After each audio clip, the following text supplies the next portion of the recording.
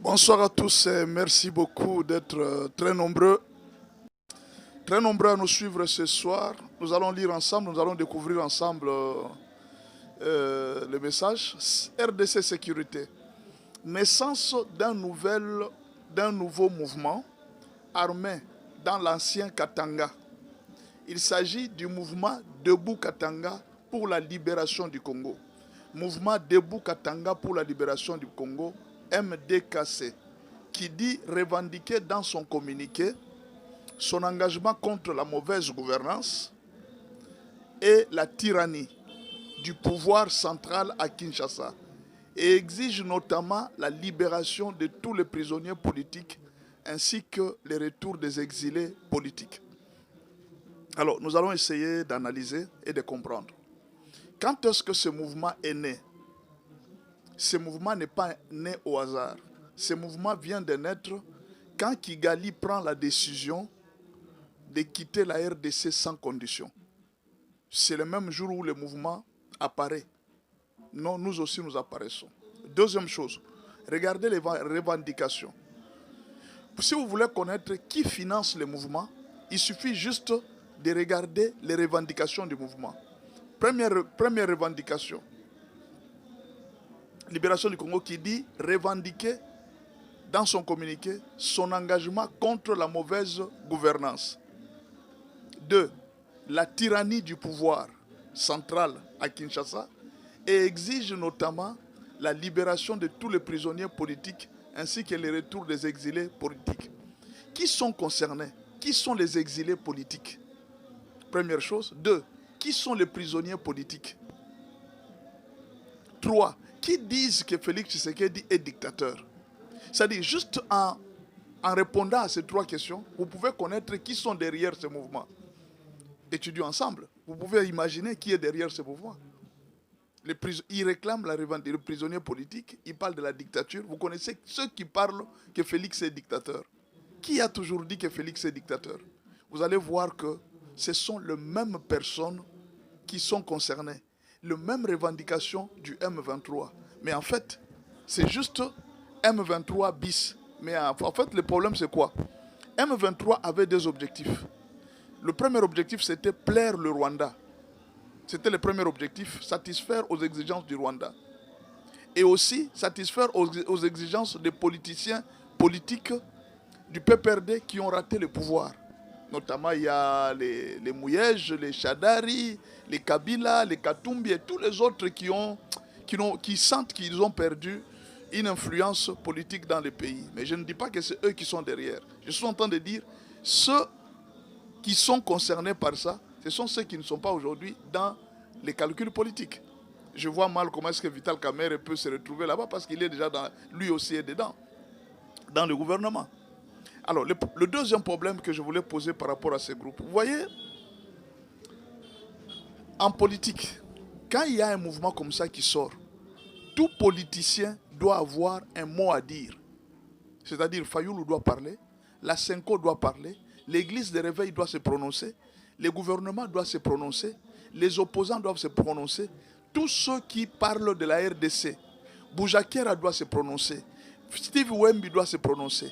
Mais alors, que ce soit les autres Kabila, les autres vont se prononcer. En politique maintenant, quand vous ne parlez pas, quand vous ne condamnez pas, c'est que vous êtes complice. C'est ça en politique. Soit vous condamnez, soit vous appuyez, soit vous gardez silence.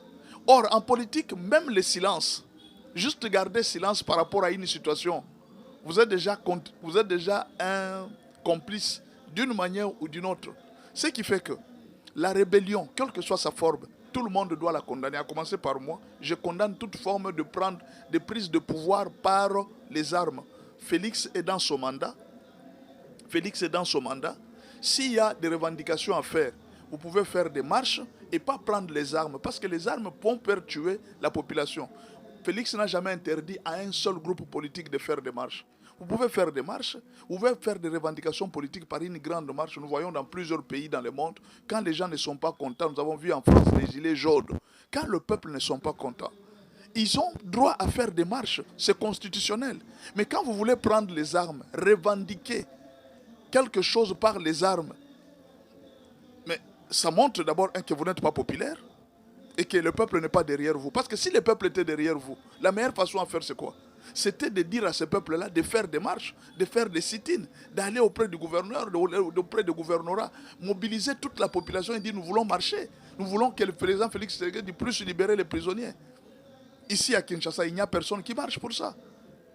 Est-ce qu'il y a un moment, un jour, où un mouvement a marché et puis on a arrêté quelqu'un? On n'a pas arrêté des gens. Il n'y a personne à qui on a interdit. C'est qu'on ne veut pas.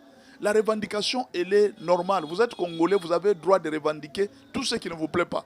Mais ce que nous condamnons, c'est la prise des armes. Parce que la prise des armes va faire tuer plusieurs Congolais. C'est ce que nous condamnons. Et tout politicien qui aime la paix doit condamner ça. Ce n'est pas quelque chose qu'il faut encourager. Il faut encourager que les gens revendiquent d'une manière pacifique les revendications. Même si le président Félix est dictateur. Nous avons vu Félix, Étienne Tshisekedi. Il était opposant. Il a patienté. Combien de fois il a fait des marches, mais jusqu'à sa mort, il n'a jamais eu gain de cause de toutes les marches qu'il avait faites. Aujourd'hui, c'est son fils qui a le pouvoir. Pourquoi ne pas faire cette politique-là, de revendiquer dans la rue, de revendiquer dans les marches, plutôt que de revendiquer à travers les armes? Les armes vont faire tuer beaucoup de gens. Et ces gens que vous êtes en train de tuer, vous pensez par exemple quand vous arrivez à Mitwaba ou bien dans le parc d'Upemba, vous prenez des villages, vous avancez. Ce sont des armes qui sont en train de pleurer. La population va se déplacer. Les gens vont mourir. Ces gens qui vont mourir, ce sont vos propres frères. Ce sont vos sœurs, ce sont vos mamans que vous êtes en train de faire souffrir. Vous pouvez aboutir tout comme ne pas aboutir. Regardez les M23. Ils ont fait tuer combien de jeunes? Mais un mouvement qui n'aboutit pas. Vous ne pouvez pas tirer une leçon par rapport à ça. Bon, peut-être que vous êtes fort, vous dites que vous pouvez vaincre l'armée congolaise. Et si ça a échoué? La troisième chose pour terminer. Je pense que c'est le moment où Olivier Kamitatu doit condamner. Parce que s'il ne condamne pas, c'est qu'il est complice. C'est le moment où Moïse Katumbi doit condamner un tel mouvement. C'est le moment où Boujakera doit condamner un tel mouvement. C'est le moment où Steve Wemby, Pero Luara doivent condamner. C'est le moment où Fayoulou doit faire une déclaration publique pour dire que nous refusons tout mouvement qui veut prendre le pouvoir par les armes ou bien qui veut revendiquer par les armes. Il faut condamner. Il ne faut pas attendre quand le gouvernement va réagir pour chasser ces gens, enfin qu'on vienne nous dire comme Moïse Nyarugabo, qui crie partout, quand ce sont les Banyamulenge qui attaquent, qui veulent prendre Ouvira, non, là ce n'est pas grave. Mais quand les FARDC veulent reprendre les villes, ils sont en train de chasser les Tuanero, les Banyamulenge, Moïse Nyarugabo vient, les drones sont en train de tuer les Banyamulenge. C'est-à-dire les Congolais qui meurent, ils ne sont pas des Congolais. Ce ne sont que des Banyamulenge qui disent. Aujourd'hui, quand vous êtes en train de le voir, Olivier Kamitatu, quand vous êtes en train de voir ces mouvements avancer, est-ce que vous n'avez pas une déclaration à faire pour dire que non, on a tué des civils, tout ça? Ces gens, quand ils sont en train d'avancer, vous n'avez rien à dire. John Numbi, tu n'as rien à dire par rapport à ce mouvement. Bon, alors, quand le gouvernement va reprendre ces villages, quand le gouvernement va commencer à se battre, ne venez pas aussi déclarer pour dire que non, voilà, on est en train de tuer des civils. Donc ces gens, quand ils avancent, ils prennent des villes là, ils ne tuent pas les gens. Les gens ne meurent pas quand ils avancent. Les civils ne meurent pas. Dans la Constitution, l'État est obligé de protéger les civils. Maintenant, quand l'État va protéger les civils, là, vous viendrez faire maintenant une réaction pour dire que non, à l'Est, ça ne va pas, au Katanga, ça ne va pas. L'armée vient de tuer les populations. Mais quand eux, ils sont en train d'attaquer, là, vous ne dites rien. En politique, quand vous ne dites rien, le silence est coupable en politique. En politique, quand vous gardez silence, votre silence est coupable. C'est que vous connaissez quelque chose. Vous voyez par exemple, quand il y avait le PPRD ici, les M23 étaient en train d'attaquer. Vous avez déjà vu un jour le PPRD condamner les M23. Jusqu'à ce qu'on a créé l'AFC. Jusqu'à ce qu'on a vu certains membres, comme Tissola, qu'on a arrêté bien. C'était des membres du PPRD. Jusqu'à ce qu'on les a vus quitter le PPRD, aller rejoindre le mouvement. C'est alors qu'on a compris que le silence du PPRD était un silence coupable. Pendant ce temps, que ce soit John Numbi, que ce soit tous les cadres katangais, tous ceux qui sont du Katanga, des grands cadres, ils doivent dénoncer ces mouvements, déclarer que nous, peuple katangais, nous ne sommes pas d'accord avec ces gens-là. Nous ne pouvons pas revendiquer quelque chose avec les armes. Si vous ne déclarez pas, c'est que quelque part là, vous êtes coupable, vous êtes aussi derrière. Regardez les uniformes qu'ils portent. Qui a payé? Qui a financé tous ces uniformes qu'ils sont en train de porter? On ne sait pas. Mais nous allons connaître la vérité dans les jours qui viennent après les enquêtes. Voilà tout ce que nous vous disons. Donc en politique, soyez sages, soyez intelligents. Jean-Pierre m'avait dit quelque chose. Quand vous allumez le feu, n'oubliez pas les retours de flammes.